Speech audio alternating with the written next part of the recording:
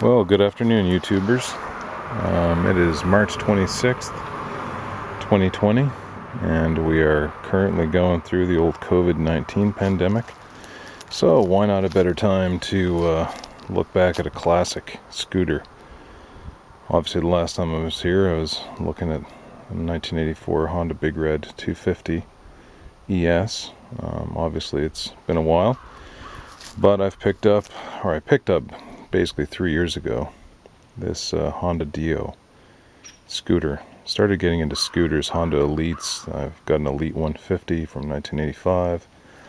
Got an Elite 250, which I just picked up here about a month ago. Has a bit of a basket case / project. But I had picked up this Dio back in May of 2017.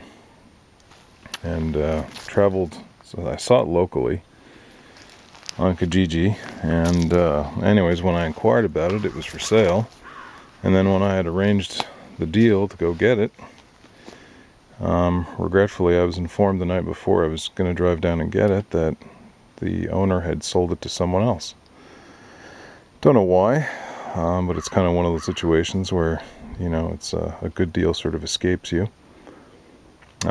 Anyways, and lo and behold, long story short, a couple weeks later, the owner that sold it out from underneath me to someone else calls me back, proceeds to tell me that the person that had bought it changed their minds, their daughter didn't want it, and anyways, that it was basically, if I still wanted to buy it, it was mine. So, drove down, snapped it up, and anyways, beautiful little machine. Granted, it was not in as good as condition as you see it right now when I picked it up. It was, very dirty, neglected, stored away, had issues from fuel sitting in it for, 20 years, etc., etc. Anyways, but I could see that it was all there. Took it for a small test ride. Everything seemed to work all right, but I just knew that it needed some TLC. Anyways, fantastic little history for those of you that don't know about the Honda Dio scooters in Canada. But this 1992 model was special only to Canada. The US did not get this particular model. Really digging the paint scheme, the color scheme, with the splashes of green, yellow, and pinkish red color, with the teal blue, the purple, the black. Really, really cool. White rims, neat forks, the VR suspension forks, and anyways, but which is much different than the US Elite models for the 50. Neat thing about this bike is also it was like sort of a Taiwan or Asian market import, and it came with an AF18E 50cc two-stroke motor, which obviously I've come to learn that is highly modifiable and quite desired, I think, really. Let's see if I can get that down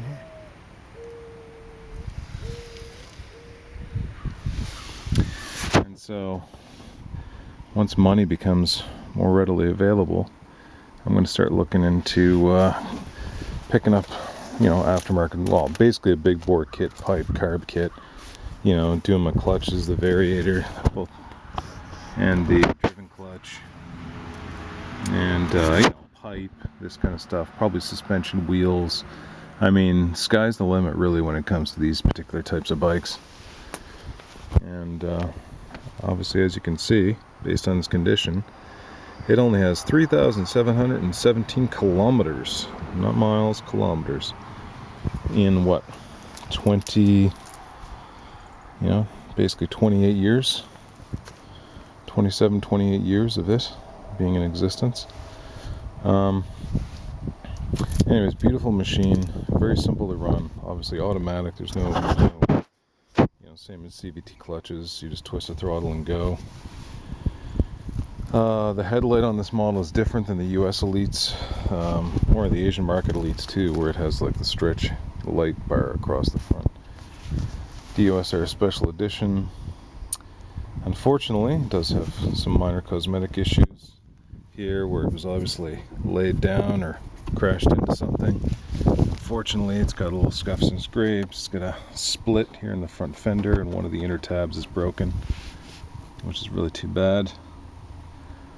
And you know, all it takes is one little accident, right, to change everything. But other than that, you know, it's got the little cubby storage holder. It's got the little tang here for hanging your helmet. Single ignition, engine run, stop, start, high-low beam, indicator lights, horn. Got the old teal seat, reflectors, all the magic lights, and here in the ignition. So basically down here we have the fuel compartment.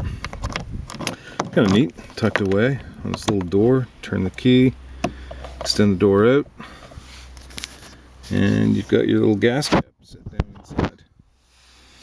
You know, want to fill her up. I think it probably takes about 5 liters at most. And you know, you got to be careful when you're filling it up, because like I said, it doesn't take much fuel, and it would be very easy to overflow that. Original key, I've got 2 of them. I still have the original spare key set aside, which has never been used. Up here it's got the on-off, ignition, lock, steering lock, which I haven't tried. Yeah, stock pipe, stock everything's stock. You know, 3,700 kilometers. Not much has been done to it. The thing that's unfortunate about the Canadian model is this big, ugly rear indicator rack on the back, because what you see hidden down inside here is this taillight assembly. Tinted taillight assembly, brake, signal lights built in. But unfortunately in the Canadian model, all it serves a purpose for is to have the wiring harness run up through it and then out to this ungodly monstrosity of turn signals and rear tail light assembly. Safety, right? It's all about safety regulation. I know I've seen the US one, Scooter Swap Shop, one of the owners. He's got like that wing rear tail light assembly with this actually functional. And I would love to convert it, you know, but something's to be said for keeping something stock as opposed to modifying it.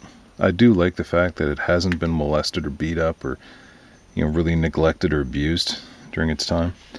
Interestingly enough, back when dealerships used to do this, Adrian Cycle, Moncton, New Brunswick, it's not just a sticker, it's kind of almost like a raised embossed emblem. Really cool when dealerships used to do that. You don't see that anymore. They're just stickers, right? If you're lucky to get one. What's neat on this too, the original fender fastening bolts for the license plate. You know, that's cool. And the original the first registration sticker that was ever put on this bike. This is a 92, so the March of 93 is the first time it would have been registered. And that sticker is still there. That just goes to show you something. In 28 years, it's got one registration sticker on it. So obviously it has sat the majority of its life. Stock airbox assembly. Obviously that is pretty common to take that off, and I'll show you here in a second. I just went through and cleaned stuff. Checked all the clutches, everything else, cleaned the carburetor very thoroughly. Everything. You know, I basically had this thing down to a full thorough cleaning inside and out. I do love the Dio SR Special Edition. Really cool paint scheme. It's got the tire information sticker here. There used to be a sticker right here, which somebody had picked away, unfortunately. And if I take the key to pop your seat trunk, you turn the key. Let's see if I can do this. Yeah. And so basically what you have under here is your under seat storage compartment. So here I've got, did not come with the owner's manual, unfortunately, but I do have my registration and the original Honda Care sort of credit card thing that used to come with bikes. Spare key, paper ridge, insurance, all that kind of stuff would go here. Down in the tickle trunk, you know, you've got some more warning labels, information accessories. You've got your original Honda model color code, SK50MN. Helmet holder, I guess, which is this. Bracket. Got some Japanese information under here. Kind of neat. Now, and obviously in here, so I've got this sort of clip-on pod filter, which I tried, but doesn't seem to really agree with the carburation as it is. I've got some of the original pieces. I just took off the stock drain, or for the fuel bowl on the carburetor, the stock drain line. I just took it off and replaced it with a new piece of good fuel line. Just because this one here is kind of old and rugged and doesn't want to bend so easily. There's a spare exhaust gasket and stuff in there too, Honda. And a nice microfiber cloth for cleaning. Keeping her shiny. In the back. So this is where your battery compartment is. So if you were to take out these two fastening screws, pull this little panel out, your battery is down inside of here. Positive on the right, negative on the left side. Trunk release. Now back here, 2-stroke, it's oil injected.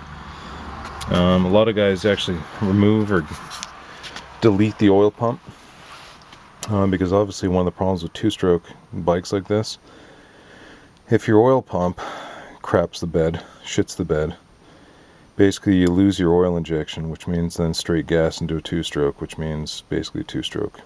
No likey, blows up. Okay, you lean them out, they blow up, especially if they run into oil. But you know, this one being stock with such low clicks, you know, obviously keeping the oil pumping, it does work because it does smoke a little. Anyways, so to access the oil compartment for filling up your oil jug, which is under here, basically you flip this little compartment up, this little tab, this piece comes up, okay, which is really neat. It's built in, and then down in here you've got your oil. So basically what you would do is, you know, it has a oil warning light on it in case it gets low. You know, you always want to keep an eye on it, and obviously using good 2-stroke quality oil. I actually should drain this stuff and replace it with some known good stuff, because this is the stuff that was originally in there. Anyways, then, you know, plug this down, snap this down. You know, everything tucks away really nicely. Yeah, so that's the tickle trunk. Now, obviously this is like big enough to hold a full-faced helmet. I tried putting my Arai helmet in here. Doesn't really want to fit. Mind you, it's an extra large helmet. The seat doesn't quite want to latch down on top of it. So maybe it's meant for a slightly smaller full-faced helmet. Obviously it would easily fit a half helmet, no problem at all. But again, you know, hinge seat. You know, it's got a seal around the seat, you know, to keep the water and rain and stuff out, which is really nice. And again, just kind of latches closed. Okay, thing you want to make sure is do not lock your key in there. I'm kind of paranoid about that. So, anyways, remove your key. Bingo bango. Key back in the ignition. Great. It's got a neat little rear rack, you know, for carrying whatever. Could be anything, obviously. It says what max weight limit. 6.6 pounds, 3 kgs, which is like next to nothing, even though it is pretty rugged. Yeah. Other than that, I changed the trans oil and everything else. Cleaned the kickstart mechanism, all the brakes, bits and pieces, you know, mirrors and stuff. Anyway, so let's, haven't started in a few days. Hopefully, it had some issues there when I first started because I just reprimed all the fuel pump mechanism and stuff. The problem is if you let them run dry, they don't like that too much, and it's not good to let the fuel sit around in them too long. But let's just try this. Let's see if we can do this one-handed. So turn the ignition on. Great. And you'll see my fuel gauge is slowly climbing up to full. Neat. And I will just try starting it. I don't know how I'm gonna do this. So first you gotta pull on a brake lever, right? And then hit your starter button. Oh, I guess it helps if I put it in the run position. And away we go. Just like that. So you see it's smoking a little bit, which is good. Okay, that means you got oil. I'm not sure whether that tire should be turning or not, because basically that kind of tells me that the clutch is sort of partially engaged, which may or may not be a good thing. Anyways, purrs like a kitten.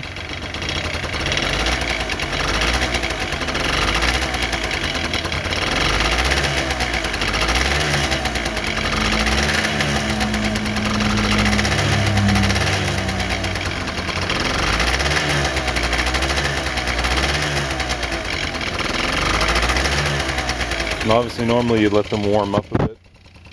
Better to run a little rich, man, than lean. I mean, that's the case with any two-stroke. They can run really good when they're lean, but if you lean them out too much, they're going to do damage.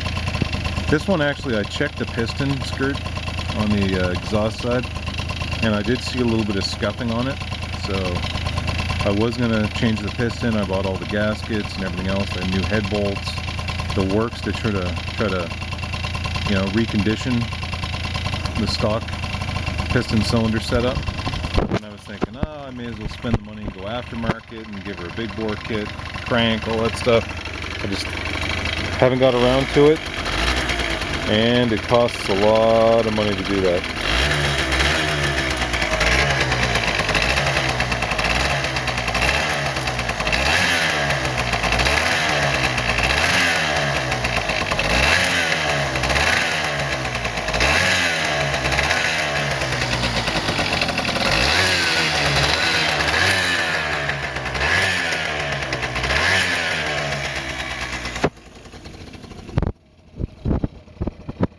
Headlights working, and it's really quiet with that stock airbox. If you have that pod filter on, it is noticeably louder, and like I said, does not seem to run as well.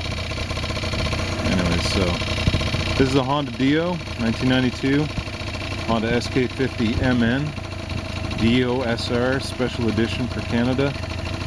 Awesome little scooter. Love the scooters. I've had every kind of bike, but still, even stuff like this tickles my heart. And yeah, 28-year survivor. Still beautiful and going strong. Anyways, until we talk again, maybe I'll do another update video once I got this thing on the road here. Stuff's just starting to melt. It's springtime, coronavirus time.